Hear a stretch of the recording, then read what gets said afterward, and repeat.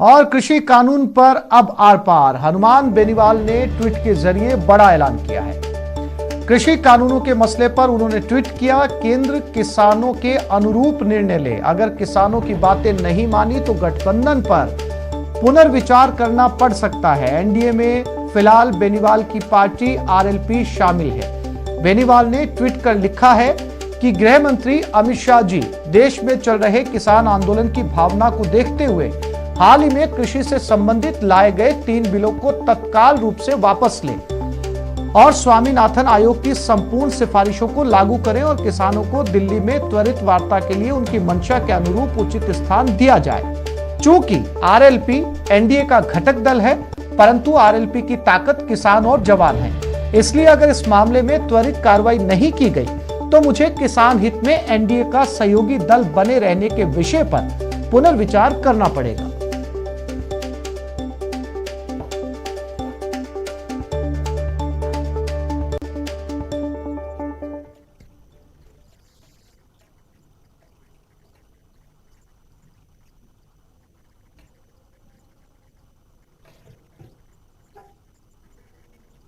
और इसी खबर पर ज्यादा जानकारी के लिए बात करते हैं हमारे संवाददाता दिनेश शर्मा के साथ। दिनेश, जिस तरीके से ट्वीट के जरिए हनुमान बेनीवाल ने ये ऐलान किया है, इस ट्वीट से जो है वो पंजाब और दिल्ली के बॉर्डर पर बैठे किसानों को भी ताकत मिलेगी, साथ ही साथ जो है वो बीजेपी के लिए मुश्किल इसलिए कहा जा सकता है कि लोग ये कह सकते हैं या विपक्षी पार्टियां ये कह सकती है कि वो अपने से जुड़े सांसदों को या एनडीए के घटक दलों को पहले कानून समझाए, फिर जाकर किसानों को समझाया जाएगा, क्योंकि उनके घटक दल तक इस कानून से सहमत नहीं है।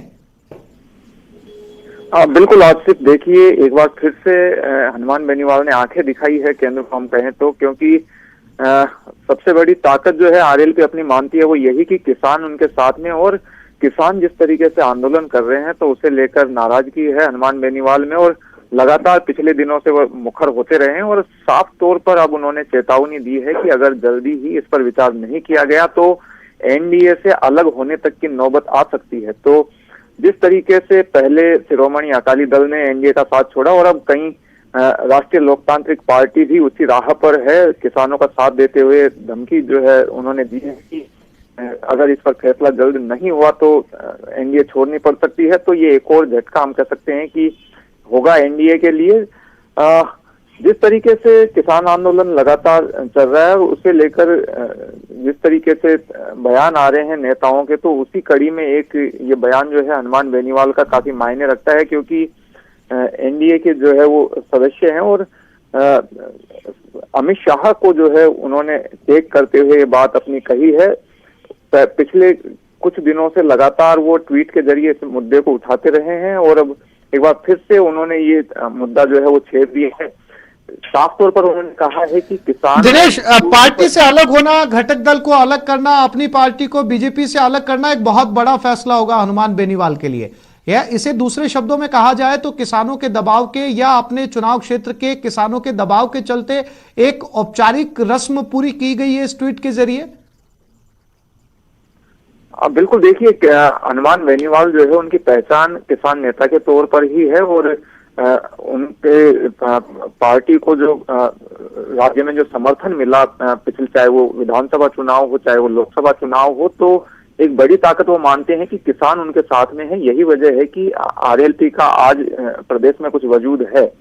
अगर हनुमान बेनीवाल किसानों के विपरीत जाते हैं तो उन्हें बड़ा खामियाजा इसका उठाना पड़ सकता है। यही वजह है कि वो लगातार किसानों के पक्ष में खड़े हैं और बार बार जो है वो केंद्र सरकार पर निशाना साध रहे हैं। साफ तौर पर उन्होंने कहा है कि वो हमेशा जो है वो किसानों के साथ में खड़े हुए मिलेंगे और जिस तरह की नीति अपनाई जा रही है कृषि कानूनों को लेकर वो केंद्र सरकार की सही नहीं है। केंद्र सरकार को न केवल कृषि कानून वापस लेने चाहिए बल्कि स्वामीनाथन आयोग की जो सिफारिशें हैं लंबे समय से किसानों की मांग चली आ रही है उस पर भी केंद्र सरकार को अमल करना चाहिए। तो इन सब मुद्दों को लेकर एक बार फिर से हनुमान बेनीवाल मुखर है और अपनी इन बयानबाजियों के चलते वो अपने क्षेत्र में भी पेठ बनाने की कहीं ना कहीं अपना दायरा बढ़ाने की कोशिश कर रहे हैं, क्योंकि राज्य में अभी पंचायती राज चुनाव भी चल रहे हैं, पार्टी को समर्थन की आवश्यकता भी है लोगों की। तो इस तरह के बयान जो है वो कहीं ना कहीं उनकी पार्टी को फायदा पहुंचाएंगे, और जो दावा करती रही है पार्टी की किसान उनके साथ है, तो उन्हें साधने की कोशिश जो है इस तरह की बयानबाजी के जरिए हनुमान बेनीवाल कर रहे हैं। जी दिनेश, जानकारी के लिए आपका धन्यवाद।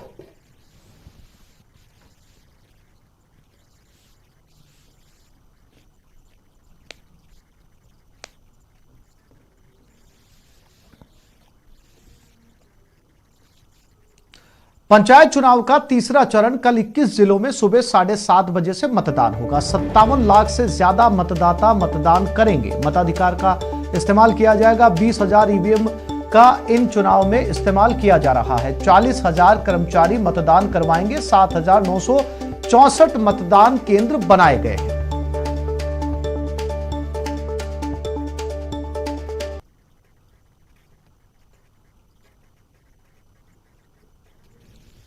पंचायती राज के तीसरे चरण के लिए तैयारियां पूरी हो गई हैं और शहर शहर से मतदान दल रवाना हो रहे हैं।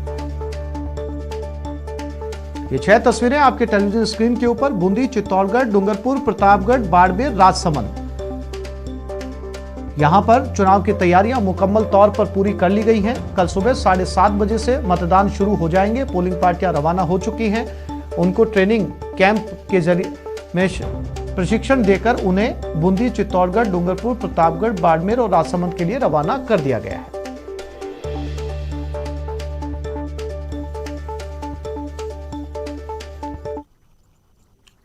प्रतापगढ़ में पंचायत राज चुनाव के तीसरे चरण के लिए मतदान कर्मियों को लाने और ले जाने के लिए परिवहन विभाग की ओर से 72 बसों का अधिग्रहण किया गया है। साथ ही सेक्टर मजिस्ट्रेट के लिए 15 छोटे वाहनों का अधिग्रहण किया गया है। डीटीओ मनोज कुमार ने बताया कि जिला निर्वाचन अधिकारी अनुपमा जोरवाल के निर्देश पर पंचायत राज चुनाव के तीसरे चरण के मतदान के लिए पीपलखूंट और सुहागपुरा पंचायत समिति में मतदान दलों को लाने और ले जाने के लिए 72 बसों और 15 छोटे वाहनों का अधिग्रहण किया गया है।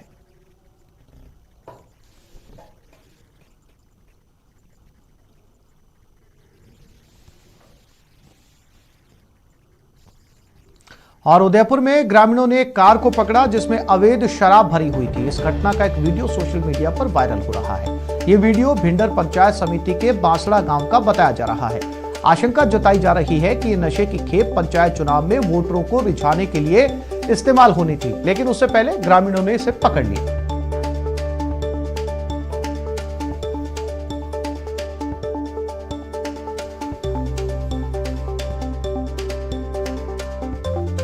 और प्रदेश में फीस पर फसाद जारी है। जयपुर में संयुक्त अभिभावक संघ का धरना है। नो स्कूल नो फीस मुहिम के तहत यह धरना दिया जा रहा है। शहीद स्मारक पर अभिभावक धरना दे रहे हैं। अभिभावकों का यह अनिश्चितकालीन धरना है। प्राइवेट स्कूलों की फीस का ये विरोध जता रहे हैं। इनका कहना है कि नो स्कूल नो फीस, यानी कि जब स्कूल ही नहीं है तो फीस किस बात की।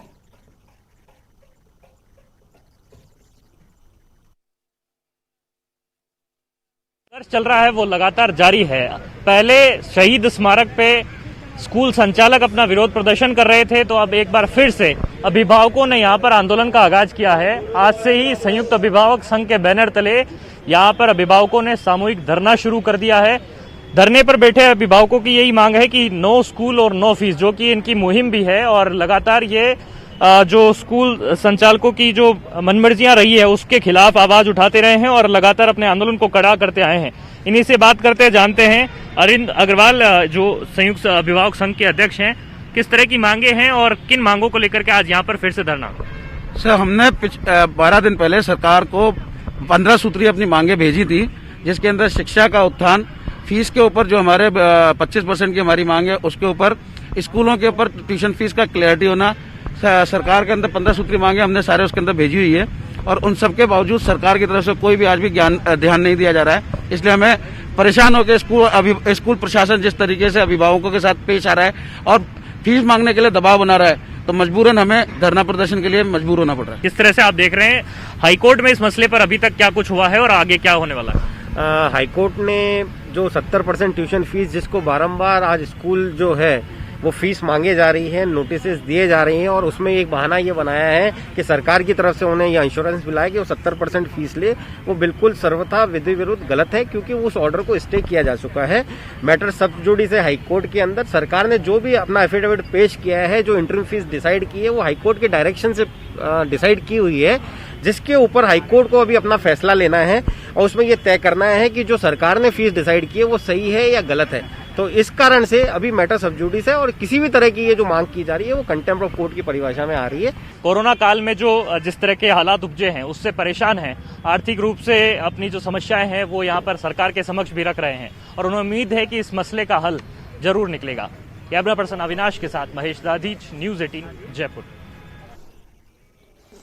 और अब बात शहर शहर रफ्तार के कहर की, जहां सीकर में सड़क हादसे में एक की मौत हो गई। कोटा में रफ्तार ने एक शख्स की जान ले ली। 12 में संतरे से भरा एक ट्रक पलट गया।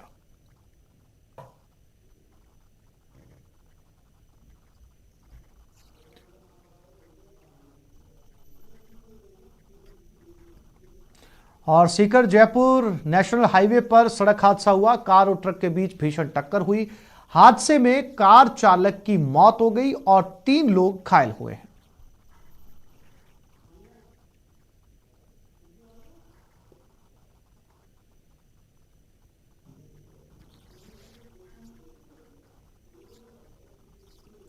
और कोटा से बड़ी खबर, कनवास थाना क्षेत्र में सड़क हादसा हुआ। हादसे में एक युवक की मौत हो गई, एक व्यक्ति घायल हुआ। खड़ी ट्रॉली से बाइक टकरा गई।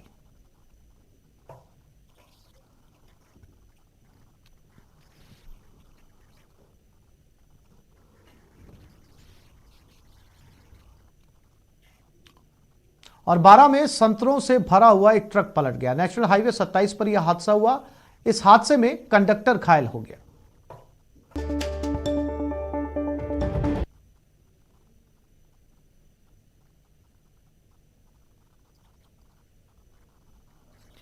संतरों से भरा हुआ ये ट्रक जो है वो हाईवे के ऊपर, आप तस्वीरों में देख सकते हैं कि ये ट्रक पलट गया और इसमें हालांकि जनहानि नहीं हुई, लेकिन इस ट्रक का जो कंडक्टर था वो बुरी तरीके से घायल हो गया।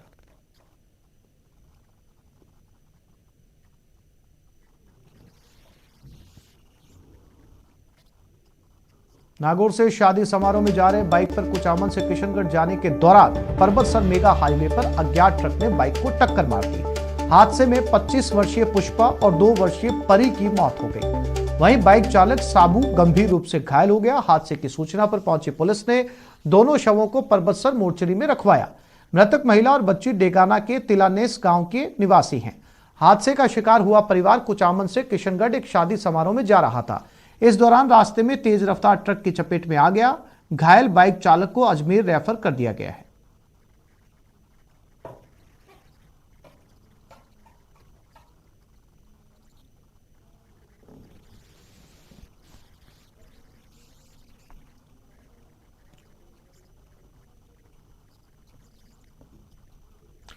उम्र छोटी काम बड़े, कहते हैं एक जीनियस की झलक उसके बचपन में ही मिल जाती है, यानी कि पूत के पैर पालने में दिख जाते हैं। वो किसी भी फील्ड में जीनियस बन सकता है, खेल में, पढ़ाई में, आर्ट में या किसी और क्षेत्र में। वो शायद आपके आसपास हो या फिर दूर। अगर आप जानते हैं किसी ऐसे इंडियन को जो यंग जीनियस हो और जिसे आना चाहिए दुनिया के सामने, तो आज ही रजिस्टर कीजिए news18.com/younggenius या BYJUS ऐप डाउनलोड करें और यंग जीनियस सेक्शन विजिट करें। BYJUS यंग जीनियस न्यूज 18 की एक पहल। एक छोटे से ब्रेक के लिए रुक रहे हैं, जल्द लौटते हैं।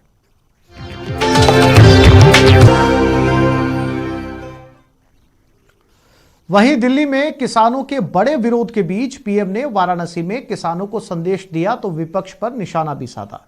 पीएम बोले नए कानून में कुछ खामी हो सकती है, लेकिन ये किसानों को नए विकल्प भी देता है। मोदी बोले कि कल तक किसानों को छलने वाला आज किसानों को भड़का रहा है। नए कृषि सुधारों से किसानों को नए विकल्प और नए कानूनी संरक्षण ही तो दिए गए हैं। पहले तो मंडी के बाहर हुए लेन देन ही गैर कानूनी माने जाते थे। ऐसे में छोटे किसानों के साथ अक्सर धोखा होता था।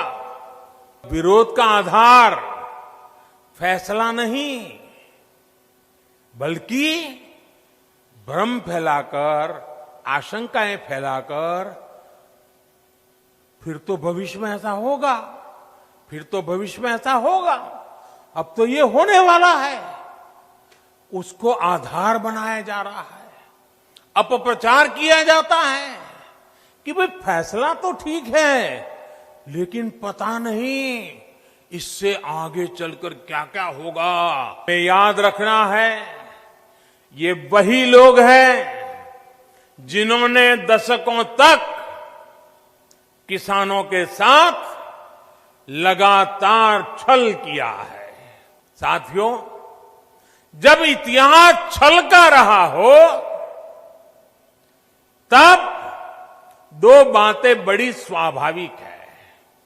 पहली ये कि किसान अगर सरकारों की बातों से कई बार आशंकित रहता है, तो उसके पीछे दशकों का ये लंबा छल का इतिहास है। और दूसरी ये कि जिन्होंने वादे तोड़े, छल किया, उनके लिए ये झूठ फैलाना एक प्रकार से आदत बन गई है।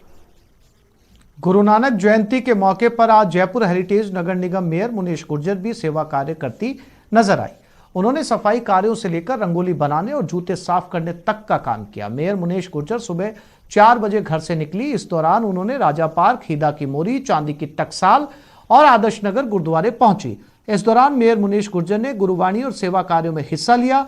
गुरुद्वारे में मत्था टेक कर मेयर मुनीश ने शहर की खुशहाली की कामना की। मेयर मुनीश गुर्जर ने कई गुरुद्वारों के बाहर खुद झाड़ू देकर सफाई की। साथ ही उन्होंने सफाई कर्मियों को गुरुद्वारे के बाहर सफाई पुख्ता रखने के निर्देश भी दिए।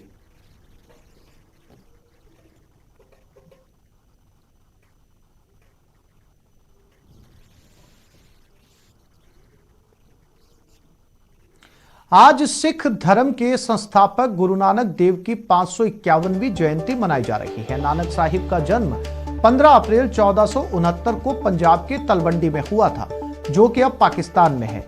इस जगह को ननकाना साहिब के नाम से भी जाना जाता है। सिख धर्म में गुरु पर्व का बहुत महत्व है।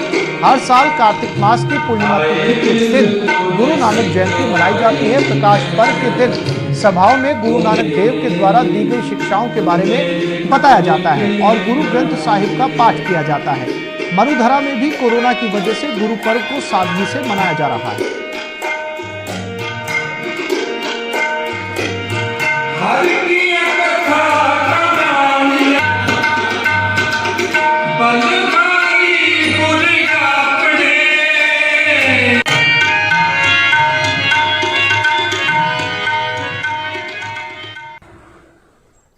और कोरोना काल में गुरु नानक जयंती चित्तौड़गढ़ में पूज्य सिंधी पंचायत द्वारा सादगी से मनाई गई। शहर के प्रतापनगर क्षेत्र में कीर्तन दीवान की समाप्ति के बाद प्रसादी के पैकेट बनाकर श्रद्धालुओं को वितरित किए गए। कोरोना महामारी के चलते हर साल की तरह लगने वाला लंगर इस साल निरस्त कर दिया गया।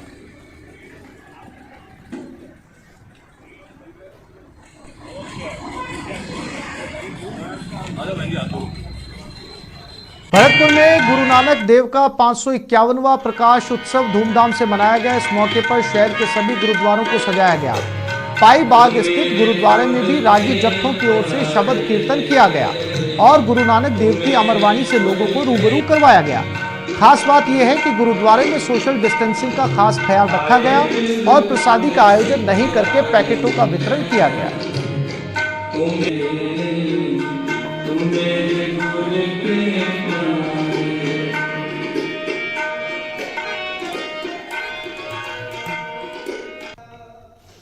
राजसमंद विधायक किरण माहेश्वरी का रविवार देर रात गुरुग्राम के मेदांता अस्पताल में निधन हो गया। 28 अक्टूबर को उनकी जांच पॉजिटिव आई थी। 7 नवंबर को एयर एम्बुलेंस से माहेश्वरी को उदयपुर से मेदांता अस्पताल ले जाया गया। किरण माहेश्वरी को सांस की तकलीफ थी। वो पिछले 22 दिनों से मेदांता के आईसीयू में एडमिट थी। रविवार देर रात इन्फेक्शन ज्यादा होने से उनका निधन हुआ। माहेश्वरी के निधन पर जयपुर बीजेपी ऑफिस में श्रद्धांजलि सभा का आयोजन किया गया, साथ ही बीजेपी का ध्वज भी झुकाया गया।